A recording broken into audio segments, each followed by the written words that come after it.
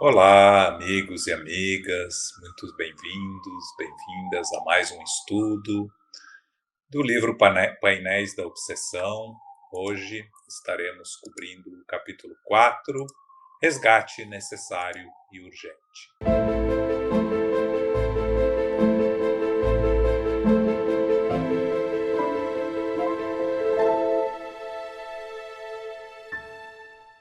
Mas antes de começarmos, vamos pedir, estamos aqui em companhia das nossas queridas Jussara e Tânia, e vamos pedir à nossa querida Tânia para fazer a prece de abertura.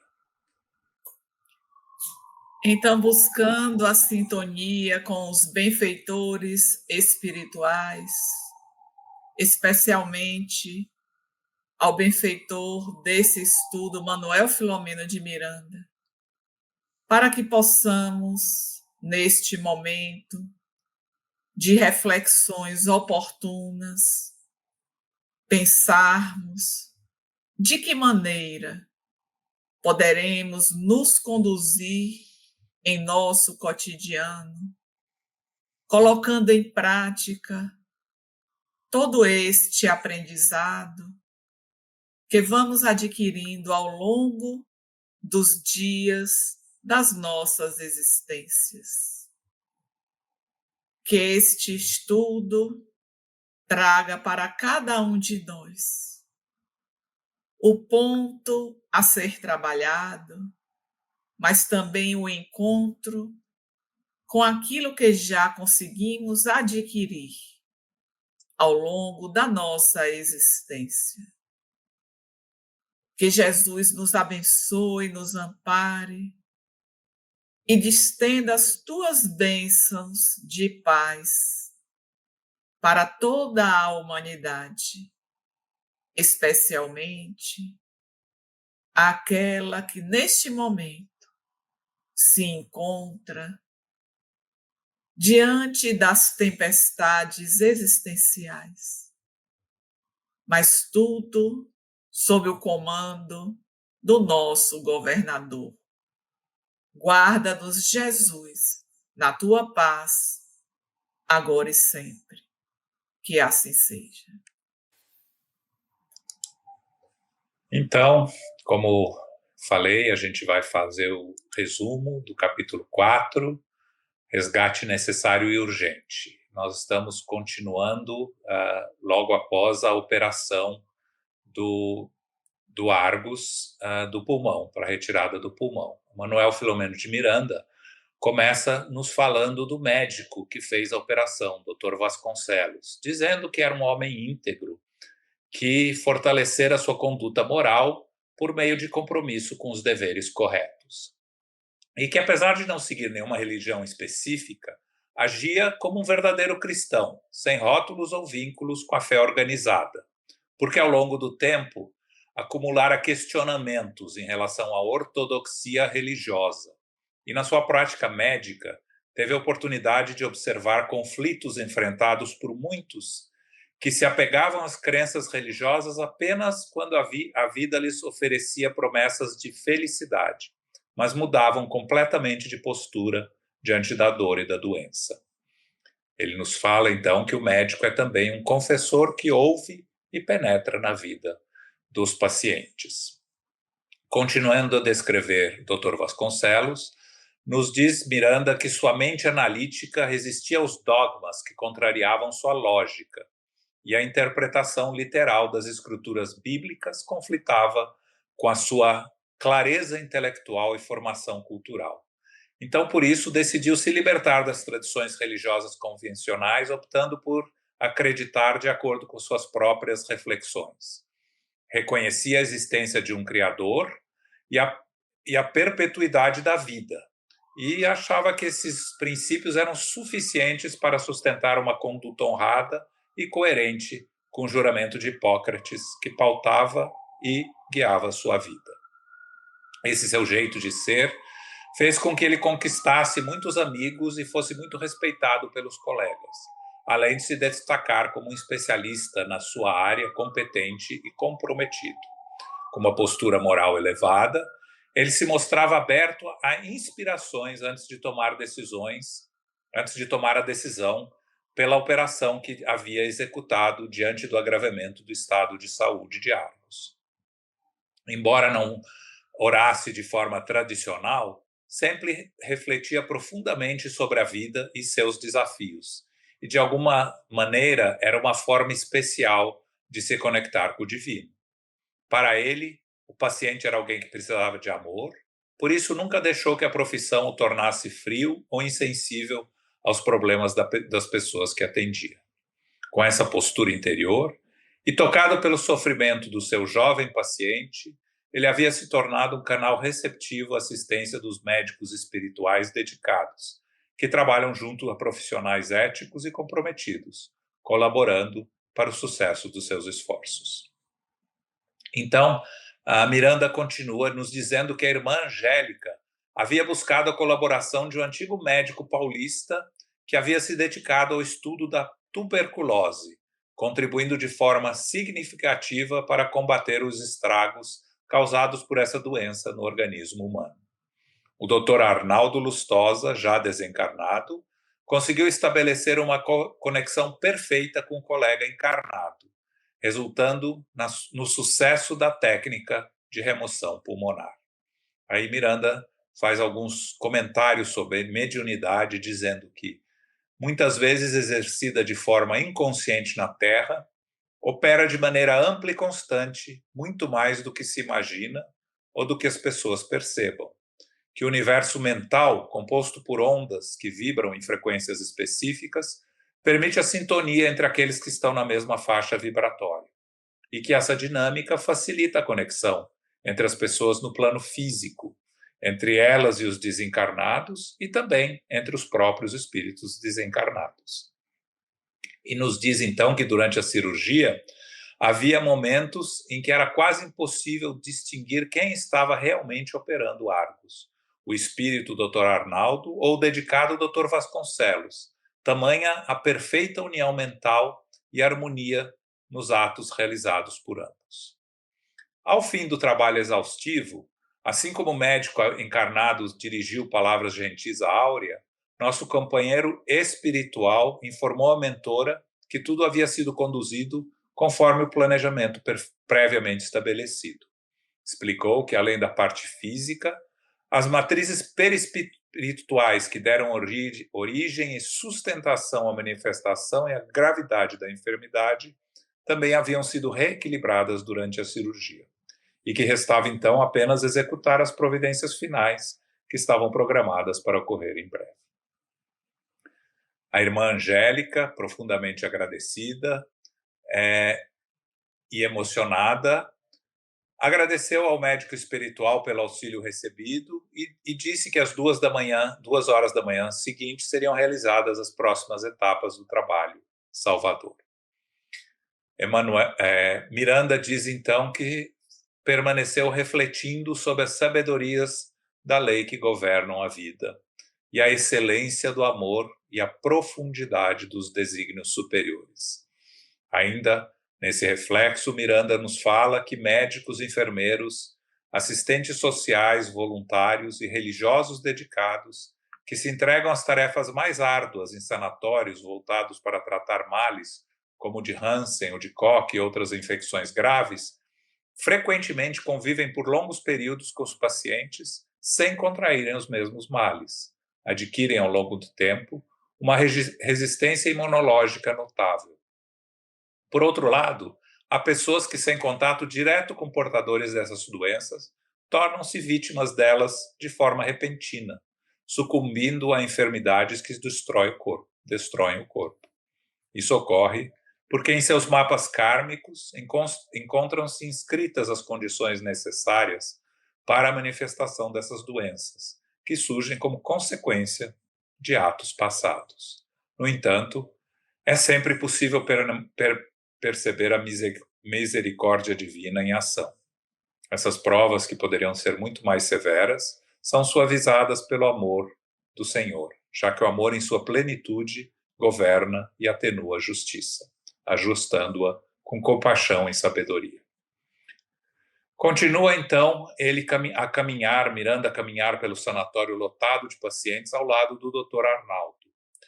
e observando sob a precisa percepção do médico espiritual diversos casos, mas se concentrando especialmente naqueles que mais nos chamam a atenção. Então, Dr. Arnaldo comenta com Miranda sobre um paciente de meia-idade que se contorcia em meio a uma intensa hipnotise.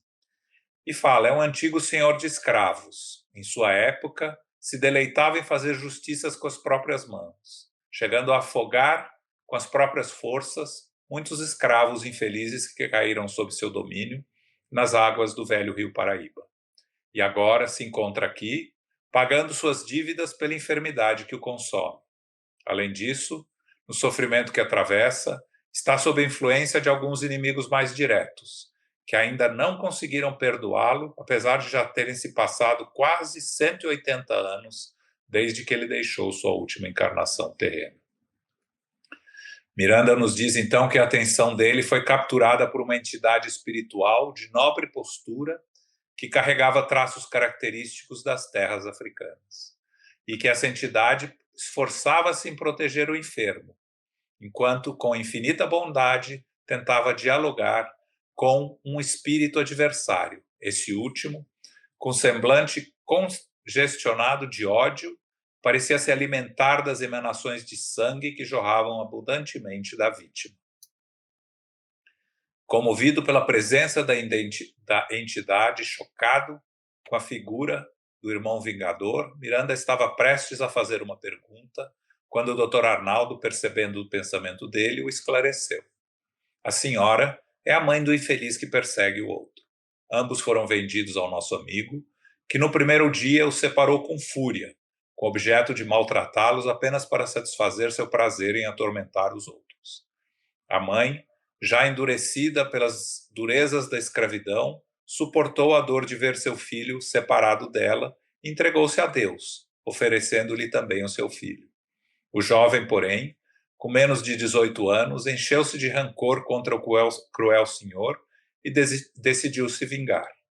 Logo, ele percebeu a onda de ódio que dominava a senzala e, sem as experiências dos anos e da dor, planejou uma conspiração e acabou caindo na própria armadilha que ele mesmo criou quando essa traição foi denunciada. O Dr. Arnaldo faz uma pausa e continua. Menos de um ano havia se passado desde que ele chegou à fazenda de cana e, infelizmente, caiu na invigilância. O senhor impiedoso mandou prendê-lo e ordenou que buscassem sua mãe, que servia em terras vizinhas. Diante da mãe sofrida, começou a chicotear o jovem até que desmaiasse.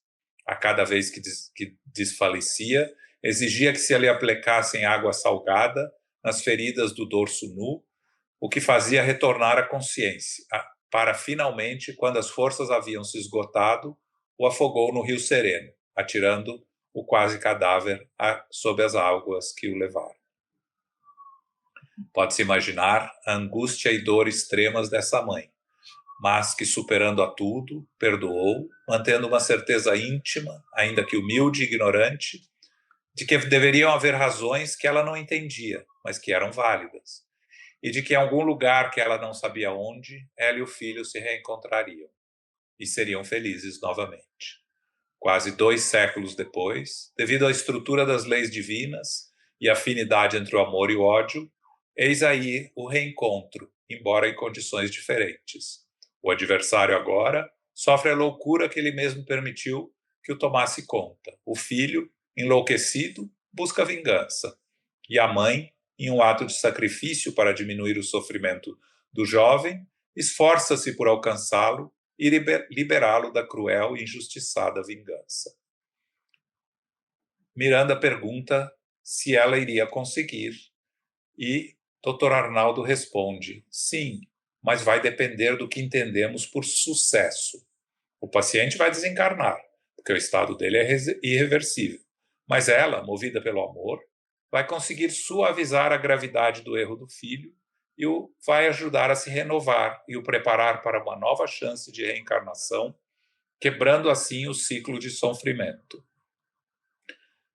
Miranda pergunta: essa mãe já tinha uma boa carga de méritos, mesmo durante a época de escravidão? E o Dr. Arnaldo responde, sem dúvida. Ela escolheu reencarnar como escrava, e a pedido dela mesmo, para pagar um antigo débito e ajudar o filho, que, de certa forma, foi o responsável pelo erro em que ela se envolveu. Por isso aceitou essa difícil prova, descendo para conquistar os valores que hoje possui. No entanto, a verdadeira felicidade dela só virá quando ela conseguir libertar esse ser que ainda não consegue vê-la, devido à frequência vibratória baixa em que ele se envolve. Miranda então conclui que havia muita reflexão a ser feita sobre esse caso, que visitaram outros pacientes na mesma sala, cada um deles era uma lição viva que tentavam gravar nas almas deles, aprendendo e entendendo como cada momento devem ser aproveitado de forma sábia, pois quem age com integridade se beneficia disso. Antes de saírem da sala, Dr. Arnaldo convida para orarmos por todos. Miranda aceita de bom grado e, como o tempo estava apertado, foram em direção à equipe para a terapia espiritual com Arcos. Esse, então, seria o nosso resumo. Vou, então, convidar a Jussara para fazer os primeiros aprofundamentos. Olá, Tânia, olá, João, olá a todos que estão nos acompanhando.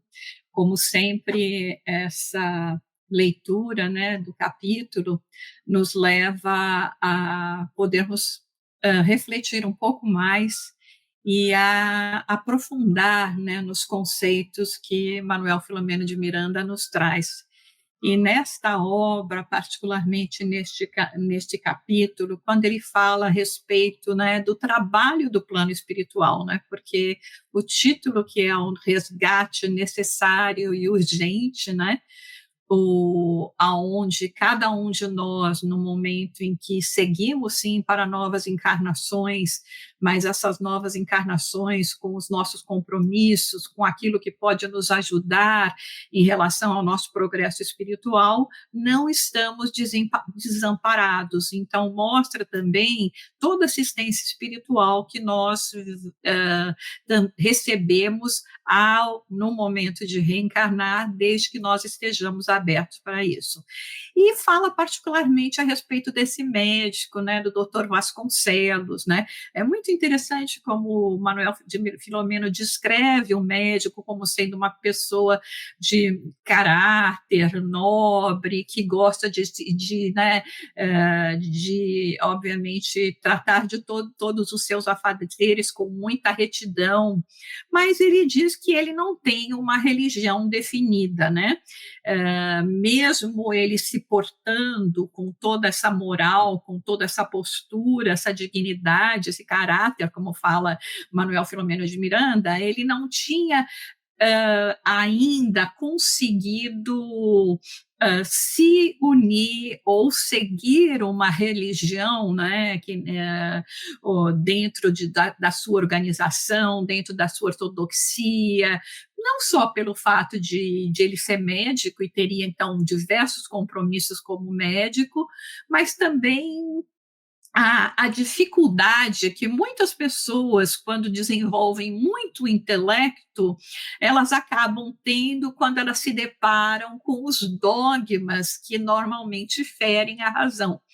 E para ele, no caso, a aceitação literal da Bíblia era uma coisa que ele não conseguia conciliar, ele não conseguia equacionar, né? Então, de uma certa forma, ele decidiu, por causa disso, por causa desses questionamentos, que o melhor seria ele não estar conectado a nenhuma religião tradicional, mas ele seguiria conforme ele imaginaria que seria, né, ou como ele realmente se comportava, como uma pessoa de bem, né, como uma pessoa que segue a moral, né?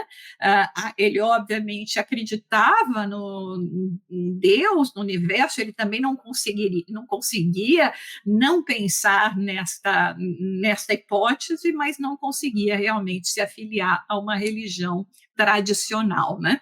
É muito interessante porque são casos que nós encontramos muito, né? Muitas pessoas que falam, puxa, essa pessoa na realidade ela age tão bem, é pena que ela não é espírito, ou não é qualquer outra coisa, né? Às vezes a gente vê pessoas fazendo esses comentários e às vezes eu digo que talvez elas não precisem de rótulos, talvez elas não precisem assim daqueles direcionamentos tão, de uma certa forma, que nos ajudam nesse processo de disciplina quanto nós precisamos. Então, eu mesmo conheço pessoas de bem, pessoas que são extremamente boas, que trabalham de acordo com a moral, que seguem as leis, que são dignas, que são nobres, que têm um caráter nobre, como fala aqui Manuel Filomeno de Miranda, mas não necessariamente se ligam a qualquer corrente religiosa, e muitas vezes por causa do que acontece exatamente com o doutor Vasconcelos, né?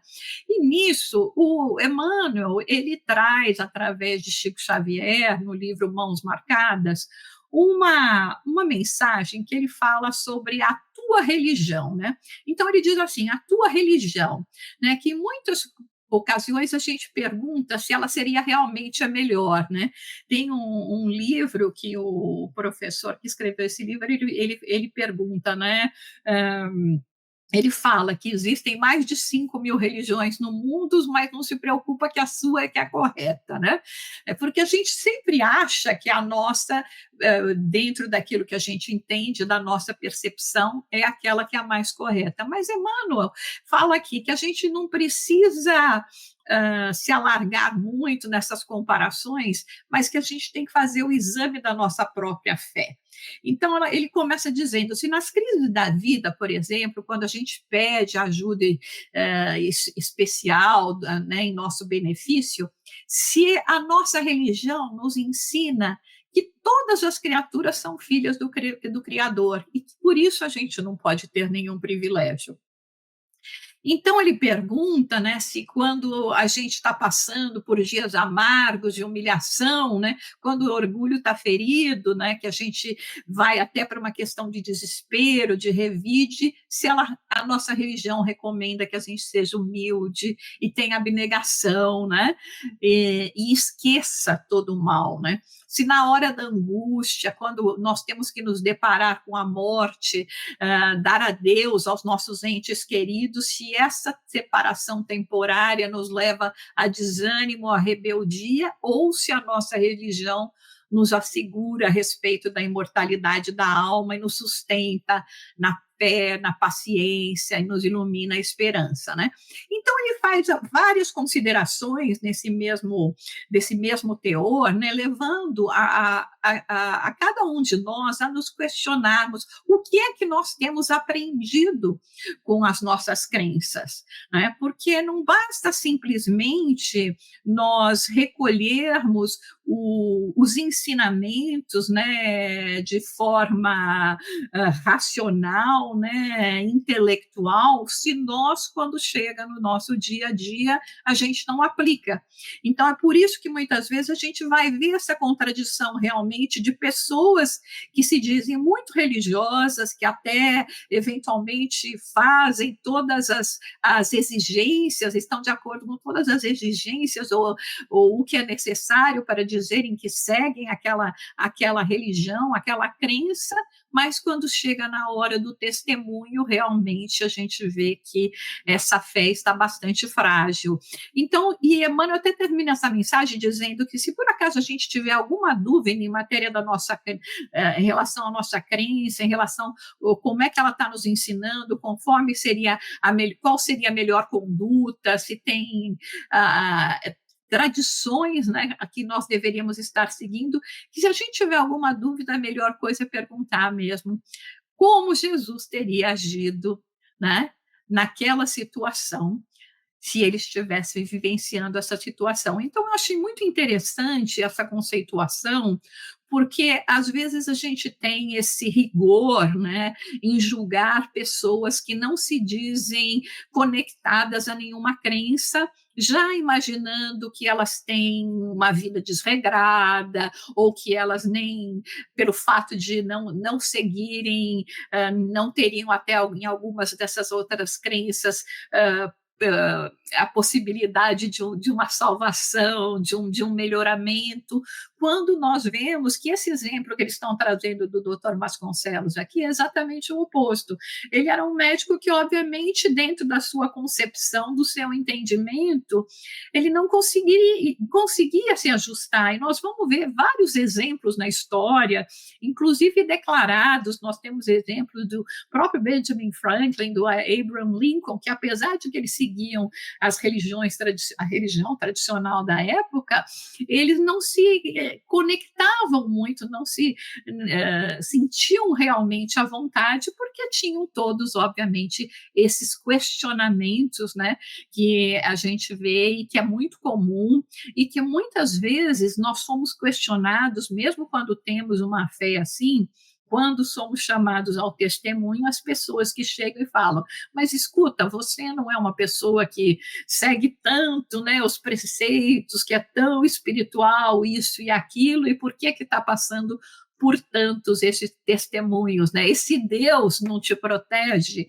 não te favorece, e é aqui que a mensagem, né, o exemplo da noite nos fala, tem resgates que são necessários e urgentes, para que a gente possa ir para um próximo patamar espiritual, de iluminação interior, de moralidade. Às vezes a gente precisa mesmo ser lapidado, que nem as pedras, para que essa luz que está em nós possa reluzir, né? E aí ele chega a ponto, né, doutor Manuel Filomeno de Miranda, chega a ponto de dizer que, apesar de que o médico não tinha assim o costume de orar, ou pelo menos orar da maneira tradicional, né? Ele sempre, de alguma forma, antes desses momentos mais difíceis, principalmente numa cirurgia como ia ser, tão delicada como essa que se apresentava no caso de Argos, né, e que, na realidade, a gente vê que o Argos só saiu vivo dessa cirurgia por causa de uma intervenção, por uma intervenção médica, até do plano espiritual, da assistência espiritual, de acordo com aquilo que era necessário para o seu resgate, mas uma cirurgia muito difícil. Então, o doutor Vasconcelos, ele se recolhe nisso que para ele seria uma oração. E é muito interessante porque é como a gente aprende, né, a orar no Espiritismo. A gente aprende que orar não é simplesmente a gente repetir palavras, a gente pegar preces feitas, nada contra a gente fazer isso, mas se o nosso coração não estiver também em sintonia, o nosso pensamento, nosso coração, nossa vontade não estiver em sintonia com aquilo que nós estamos falando, com a prece que nós estamos, né, pronunciando ou lendo, então essa prece não vai ter exatamente validade, né? E no livro Os Mensageiros, tem no capítulo 13, quando fala a respeito, né, de um dos mentores lá, e dos trabalhadores, quando lá está André Luiz, né, junto com esse Vicente, né, eles estão analisando todo esse trabalho, né, que está ocorrendo ali no campo da paz, nessa colônia espiritual que ele está visitando, e ele chega num determinado ponto onde ele fala a respeito também da situação de médicos. Né, o que acontece com médicos, né? Não só os médicos, mas aí agora, como a gente está falando aqui no caso do Dr. Vasconcelos, né? Mas ele está dizendo que o pessoal que está na área médica, né, dessa especialização médica, né, muitos deles, infelizmente, também, às vezes, não estando de acordo com o programa, com aquilo que é importante para eles seguirem, eles acabam não realizando realizando os seus comprometimentos de acordo com aquilo que eles estabeleceram antes da reencarnação. E são muitos aqueles que falham, seja porque eles podem alcançar sucesso rápido, seja porque acaba entrando naquela rotina, naquele cotidiano, onde não se vê mais o paciente como um ser humano, como um espírito único, como uma alma imortal. Então, ele conta até um caso de um amigo que ele tem, que era um exímio cirurgião, mas que logo que ele começou a ter mais sucesso, ele infelizmente caiu e ficava mais preocupado, né, em relação aos seus ganhos monetários, financeiros, e por causa disso, mesmo no momento da cirurgia, ele acabou comprometendo a vida de muitas pessoas, sendo irresponsável, e quando ele desencarna, alguns espíritos que viram essa irresponsabilidade dele começaram a atribuir a ele a causa da morte física. E é interessante porque o mentor fala, não, ele não foi o causador, mas porque ele traz a culpa de não ter agido com a responsabilidade que ele tinha que agir. Esses espíritos, especialmente alguns deles, se conectaram mais com eles, exigindo resgate. Então, nós vemos aqui, né, no caso, os dois médicos, que eram o Vicente e o André, né, encontrando com Aniceto e tendo também todos esses esclarecimentos que a gente vê no mundo, no livro dos mensageiros. Então, mostra justamente essa responsabilidade, que aqui nós estamos falando mais do médico, mas é de todos nós que principalmente que temos que lidar com outra vida humana, nós temos que compreender que nós temos essa responsabilidade por aquilo que nós vamos comprometer, né? Então, aqui, o doutor Vicente, quando ele se coloca nessa posição de que eu não tenho uma crença específica, mas eu tenho compaixão por esse doente, eu tenho compaixão por essa alma, né? Ele conhece a esposa, ele sabe o histórico, ele se coloca, né, dentro da posição do outro, né? E é aí que, nesse sentido, com o trabalho que precisa ser realizado pelo plano espiritual, né? A irmã Angélica, né, que vem no auxílio, e vem o doutor Arnaldo, né, que vem justamente trabalhar em favor do Argos para que essa cirurgia seja de sucesso. E é quando Manuel Filomeno de Miranda fala a respeito da mediunidade inconscientemente exercida. Então, ele não está dizendo que ela é inconsciente, ele está dizendo que ela é inconscientemente exercida. Tá?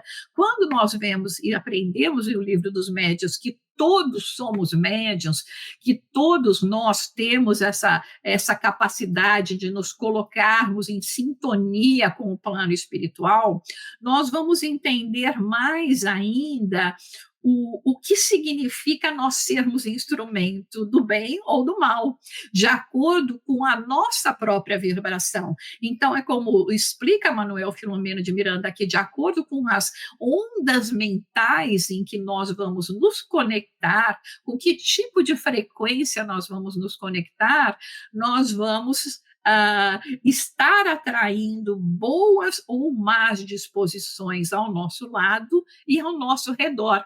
Neste caso específico, graças a essa postura, a essa pessoa de caráter nobre, a essa pessoa que é esse médico, né, que faz um minuto de recolhimento e que é consciente da sua responsabilidade antes de começar um procedimento cirúrgico, os espíritos, e no caso aqui o doutor Arnaldo, conseguiu criar uma afinidade, uma sintonia tal, que nem diz o Manuel Filomeno de Miranda, que chegava em momentos em que você já não podia perceber mais qual era a mão que estava atuando no processo cirúrgico. Tal essa questão, né? E nos explica que como a cirurgia deveria ser de sucesso, né? Não só a parte fisiológica, mas também a parte perispiritual, que é aquela que determina determina, na realidade, a nossa saúde fisiológica também tinha que ser trabalhado. É interessante que muitas vezes a gente vai ao centro espírita buscando a cura física, porque todos nós estamos sujeitos, a nossa máquina, por mais perfeita e mais maravilhosa que seja, ela sofre algumas deficiências e precisa de algumas revisões de vez em quando, não é verdade?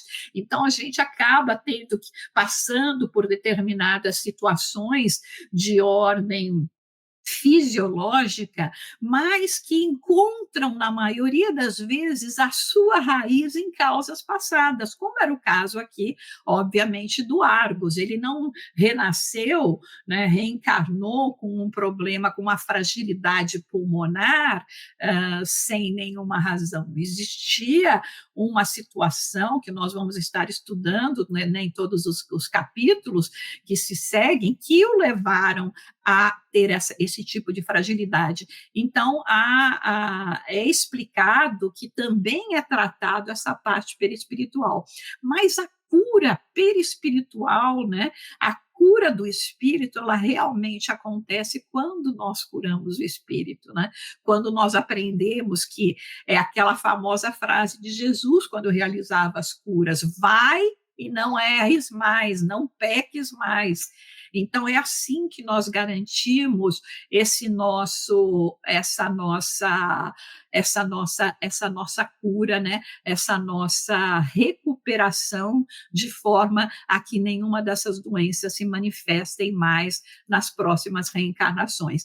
Então, eu acho que é muito importante, né, quando a gente analisa esse exemplo, né, quando nós pensamos a respeito dessa passagem, né, podemos, inclusive, pensar numa conciliação, né, de ciência, né, com religião também, né, e que é a hora em que nós conciliamos o nosso racional com o nosso espiritual, com aquilo que muitas vezes a gente acha que está faltando, que dá aquela angústia, mas que na realidade é a nossa conexão espiritual. E eu achei um poema aqui que foi escrito por Chico Xavier, que ele fala sobre ciência e religião, muito pequenininho, nós vamos ler, porque, inclusive, é um poema de Chico, tão bonito quando ele diz dessa conexão. Ciência é a tua mão potente e austera, que, removendo os óbices da estrada, impõe-se a nossa vida continuada, que tão profundo te venera. Religião é a tua luz que regenera, é o sol da nossa vida deslumbrada, luz que conforta a alma torturada, mergulhando-a em celeste primavera. Ciência e religião, fraternalmente, numa eterna aliança inquebrantável, formando uma só luz resplandecente, a vez de, com firmeza, conduzir o ser humano ao sol incomparável nas grandezas eternas do porvir. Então, que a nossa conduta seja essa conduta, não importa necessariamente o rótulo que nós vamos nos dar, o que importa realmente é a nossa conexão, é a nossa compreensão, é a nossa espiritualidade que nos reconecte e que nos permita estarmos sintonizados com o plano superior, com Jesus e com o nosso Pai Criador. Obrigada. Obrigado, Ju. Excelentes reflexões. Vamos convidar, então, agora a nossa querida Tânia para continuar nosso estudo de hoje. Tânia, com você. Então, queridos amigos, queridos irmãos, os coordenadores Jussara e João, gratidão pelo seu resumo. O resumo nos dá uma noção do que estamos aqui tratando. Jussara fez o aprofundamento relativo ao caso de Argos, e eu queria só lembrar, no título Resgate Necessário, aqui nós temos a apresentação de um outro caso que também se aproxima do resgate, porque estava na expiação. Nós sabemos que Argos, ele interna em um hospital de pessoas que têm tuberculose. E aqui nós temos a presença, neste capítulo, de 2 médicos, o do plano físico, que é o doutor Vasconcelos, e o do plano espiritual, que é o doutor Arnaldo. E chega um momento deste capítulo que o doutor Arnaldo convida Manuel Filomeno de Miranda, imaginamos que uma equipe que está neste processo, para poder acompanhar um outro caso. E é exatamente sobre este caso que eu vou tecer os meus aprofundamentos, que era de um senhor que já estava, né, no quadro, podemos dizer, final, com essas hemoptises, que é justamente quando começa a colocar para fora o sangue que é decorrente do comprometimento do pulmão. E quando eles passam a fazer esta análise, observa a presença do obsessor e de uma entidade de natureza mais elevada. Esta entidade de natureza mais elevada é a mãe do obsessor. E qual é a história apresentada? Eles foram escravos exatamente onde o Senhor era este que agora é encarnado, estava na sua fase final. E quando chegou mãe e filha para estas terras, o Senhor, o dono das terras, que é este encarnado nesta condição, imediatamente separou, mas separou por separar. A mãe, pela sua elevação espiritual, pela sua maturidade de já estar na vivência da escravidão, consegue suportar esta separação. Mas o que aconteceu com o jovem que tinha menos de 18 anos? A raiva tomou conta dele. E a primeira reflexão que nós queremos fazer sobre a raiva, porque nós podemos imaginar, no imaginário deste jovem, que se vê naquela condição de escravidão e sendo separado daquela que poderia ser o seu sustentáculo, lhe dar o suporte, oferecer a segurança. Então, ele foi tomado por este sentimento, raiva. E quando nós fomos aprofundar a respeito deste tema, encontramos na benfeitora Joana de Ângeles, na obra Conflitos Existenciais, pela psicografia de Divaldo Franco, um capítulo que é o 3º e que ela intitula Raiva. E aí ela começa dizendo que a raiva é um sentimento que nós exteriorizamos quando o nosso ego ele se sente ferido. Então, vocês vejam, pensando na condição da narrativa, um jovem escravizado chega para um local onde ele já imagina o tipo de serviço a que seria submetido e tem o afastamento daquela que é o seu sustentáculo. Quem de nós também, pensando nesta situação, sendo este filho, não teríamos esta reação inicial, a raiva? E aí é este ego ferido. E aí ela segue dizendo que quando nós nos deixamos envolver por este sentimento, nós vamos destruir a nossa paz. E aí nós temos 2 posturas diferentes desta mãe, que mesmo sendo afastada do seu filho, qual é a mãe que, vendo o seu filho distante, não vai ter aquele sentimento, poxa, eu queria tanto que ele estivesse junto comigo para fazermos juntos a travessia desta dor. Mas não foi o que aconteceu. Então, afasta-se, mas ela pela sua envergadura espiritual, consegue lidar melhor. A aflição certamente invadiu o seu íntimo, só que ela não se permitiu ficar envolta nesta vibração. E aí vem a benfeitora Joana de Ângeles dizer que a raiva ela instala-se inesperadamente. O que é esse inesperado? São as condições da nossa vivência que vamos nos deparando e que, sem percebermos, já estamos inflamados e vai produzir danos à nossa existência. Danos físicos, danos emocionais, danos psíquicos. Agora, é interessante quando nós lemos que ela diz que a incidência da raiva, a benfeitora Joana de Ângeles escreve que essa incidência da raiva, ela é normal. O que é grave é quando nós não conseguimos, não temos a capacidade de estar administrando este sentimento.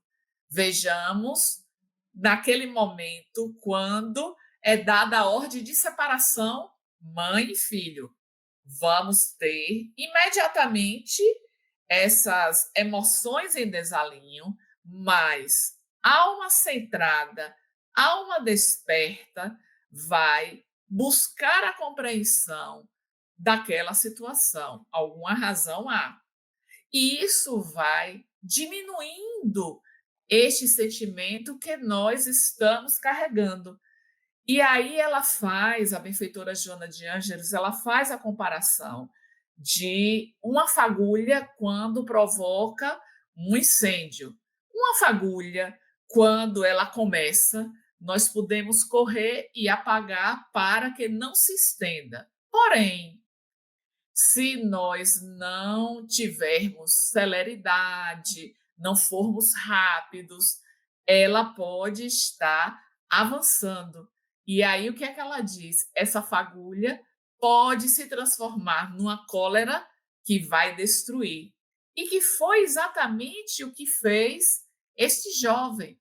Porque quando ocorre essa separação, ele passa a conversar com as pessoas daquela condição igual a dele, de escravos, e vê que existe uma insatisfação. E por conta disso, dessa insatisfação, ele começa a mobilizar estas pessoas para uma rebelião. Infelizmente, esta mobilização que ele estava a fazer foi denunciada. E aí é onde inicia o processo de sofrimento maior. Mas ainda em relação à raiva, quando nós passamos a perceber o nosso físico, o que é que acontece com o nosso corpo quando nós sentimos esta raiva? Eu acho que Jussara e João não sabem o que é raiva, porque moram aí em Nova York, é tudo assim muito tranquilo, mas nós brasileiros fazendo assim, todos nós passamos em algum momento da vida a sentir, a nutrir. Agora, temos que ter cuidado. Então, quando nós sentimos, o que é que vai acontecer com o nosso corpo? Nós vamos produzir uma carga de adrenalina. Essa adrenalina e cortisol que vai para o nosso sistema circulatório. O sistema circulatório leva esta carga de adrenalina para o sistema nervoso central, que vai desencadear uma ansiedade na gente. Ou seja, chegou a ocasião que disparou, eu vou ter, porque isso é automático, né? Então, eu vou ter essa ansiedade, mas aí mas eu não posso ficar assim. E aí o coração pode bater acelerado, aí a gente sente que o sangue sobe para a nossa cabeça. Se observarmos uma pessoa que está com raiva, a gente vê aquele rosto vermelho, congestionado, que é justamente esta movimentação da adrenalina, do cortisol, que vai levar através do sistema circulatório a esta movimentação. E aí é onde, se nós não tivermos a atenção, nós vamos, de fato, trazer para esta organização física os prejuízos. Se este sentimento ele vai se repetindo, tudo o que acontece, eu fico com raiva. Então, a gente precisa cuidar. Nós podemos ter um prejuízo maior no nosso corpo, que é o endurecimento dos nossos vasos, das nossas artérias, que aí vai levar a maiores prejuízos para o nosso organismo. Mas nós sabemos, por outro lado, que a raiva também é um mecanismo de defesa que nós precisamos estar cuidando, porque sendo um mecanismo de defesa que nos remonta à nossa fase primitiva, à nossa fase inicial, se estamos avançando em nossa caminhada, é o momento de centrarmos. Olhe, é normal, como diz a benfeitora, sentir raiva, mas eu não posso prosseguir com este sentimento. E é interessante neste capítulo de raiva que ela vai dizer sobre os acidentes de trânsito, que é uma coisa tão comum. Alguém tenta ultrapassar, eu estou ali no meu caminho, tranquila, e alguém vem e corta na minha frente, e aí vem aquele sentimento, aí eu acelero o carro. Recentemente isso aconteceu conosco. O esposo estava dirigindo, a gente vinha e tinha um carro que estava com um ritmo mais lento. Aí, na hora que a gente ia ultrapassar, o carro acelerou. Então, é algo que às vezes parece que é instintivo e que nós, que já temos mais clareza, precisamos respirar para não entrar nesta vibração que pode provocar um acidente. E depois, quando nós vamos ao ponto inicial, e aí pensamos, eu poderia ter evitado, e eu não evitei. E aí vem a benfeitora Joana de Ângeles falando a respeito desta terapia que nós podemos estar utilizando para quando nós vamos sentir a raiva. Lembrando que todos nós estamos em um processo evolutivo, que vamos caminhando degrau a degrau, e quando nós chegamos a este patamar, nós vencemos diversos obstáculos até chegarmos aqui. Só que quando nós atingimos um patamar superior, neste patamar nós teremos outros desafios e obstáculos a vencer para alcançar o patamar seguinte. Então, esta clareza sobre o nosso processo de crescimento deve estar sempre a nos envolver para que não nos deixemos contaminar por situações do nosso cotidiano que são capazes de estar a nos levar o desencadeamento deste sentimento que vai ficar mais tempo dentro de nós. E aí, quando ela fala desta terapia, ela vem trazendo sobre a necessidade desse nosso autocontrole emocional.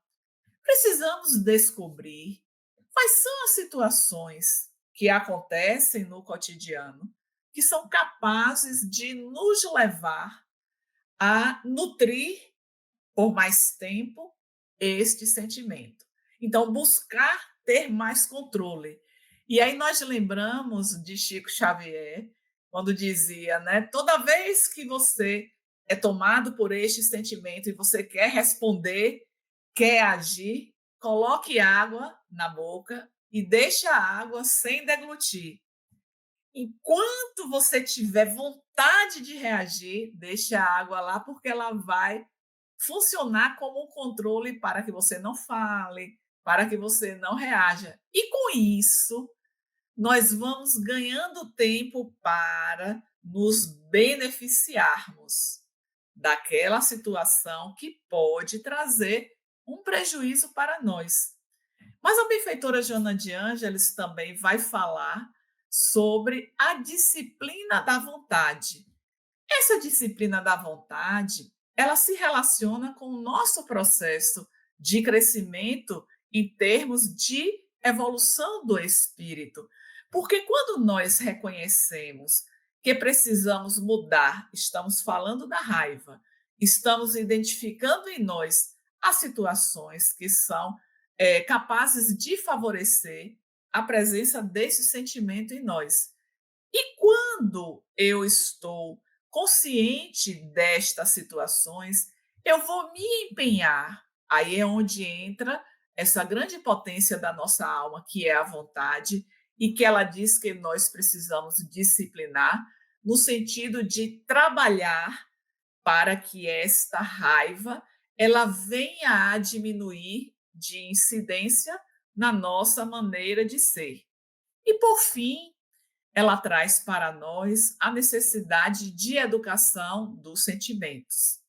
Mas aí, voltando para a narrativa deste capítulo, deste jovem que ele foi descoberto na sua tentativa de mobilizar para uma rebelião, e aí este homem encarnado que o doutor Arnaldo está apresentando, à época, chama a sua mãe, que trabalhava em terras próximas, e coloca aquele jovem no poste, conforme João trouxe muito bem no seu resumo, e aí vai chicoteando, e aí coloca a água com sal para poder ele se manter acordado, mas quando todas as suas forças se esvaem, ele é jogado no rio, e aí ele desencarna, ele morre. 180 anos na vibração de ódio e o desejo de vingança. E aí nós selecionamos do Evangelho segundo o Espiritismo 2 tópicos que se relacionam. Ele está no capítulo 12º, Amai os vossos inimigos. O primeiro deles é a vingança. A vingança, ela abre as instruções dos espíritos, e Júlio Olivier, ele vai estar escrevendo neste tópico a respeito deste sentimento que nunca deve vibrar em nós espíritas. E aí pensamos, fazendo uma reflexão sobre a nossa vida, esse sentimento de vingança já pairou em nosso íntimo? Porque aí Júlio de Olivier vai lembrar quando Jesus nos faz um convite para poder amar, perdoar aos vossos inimigos. E aí ele vai concluir, né, esse trechinho dizendo que nós espíritas, nós não podemos vibrar neste sentimento, especialmente os cristãos. Ou seja, se de alguma maneira já passamos por uma experiência e a nossa mente nutriu esse desejo de vingança, nós precisamos voltar e pensar: o que de fato eu quero para a minha existência? Porque isso é contrário ao ensino de Jesus. E veio à minha mente, mas eu posso ter afugentado, porque quando falamos de um desejo que surge, isso é da natureza humana. Mas a nossa natureza espiritual já desperta, vai dizer assim: Tânia, mas não pode. Afasta esta vibração da sua mente. Aí é que vem mostrando o quanto nós já estamos avançando em nossa marcha ascensional. E aí, no tópico seguinte, que é o item 10, que é escrito por Fénelon, é interessante o ódio que Fénelon escreve em um único parágrafo. O que será que, em poucas palavras, ele trouxe para nós, porque 180 anos se passaram da ocorrência e o espírito está ali, aguardando o momento oportuno da morte e já se completando daquelas energias, daquela hemoptise, daquele momento para tragá-lo e continuar o seu ódio, o seu desejo de vingança. E aí vamos pensar o que é a interrupção de uma jornada ascensional, porque são 180 anos na perseguição. O encarnado já vive o seu processo expiatório e ele, o espírito que o obsidia, ainda preso a esta última ocorrência. Por sorte, tem este espírito, que é o da sua mãe, que se colocou nesta condição de escrava por escolha, porque ela tinha um débito antigo, mas também para poder auxiliar ao seu filho. E aí podemos pensar o quanto seria diferente para este jovem se ele conseguisse superar aquele momento de uma outra maneira. Séculos de sofrimento, eles podem ser reduzidos na vida de cada um de nós, se fizermos a melhor escolha. Aquilo que Jô trouxe, se Jesus estivesse aqui. Então, temos sempre que buscar a imagem dele, buscar nos aproximarmos dele, porque o que Fênelon inicia nesta mensagem relativa ao ódio, o ódio. Amai-vos uns aos outros e serei felizes. Mas tomai a preito amar sobretudo aqueles que nos causam desprezo, indiferença e ódio. Então, esta recomendação deve seguir conosco, especialmente nesta fase que estamos fechando mais um ciclo, porque é um ano que se finda para a abertura de um novo ciclo. Então, temos pendências com relação a alguém da nossa convivência que fez algo que despertou em mim o sentimento de raiva, o ódio, o desejo de vingança.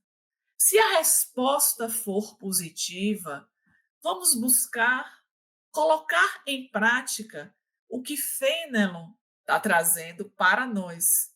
Porque Fênelon é um instrumento, é um intermediário de Jesus, que há mais de 21 séculos nos fez o convite para que pudéssemos perdoar aos inimigos. Os inimigos, eles são os nossos irmãos, eles são os instrumentos para o nosso crescimento, para a nossa evolução. Então, que possamos caminhar com esta proposta neste ano que vai iniciar. O que posso fazer para a minha libertação destas amarras?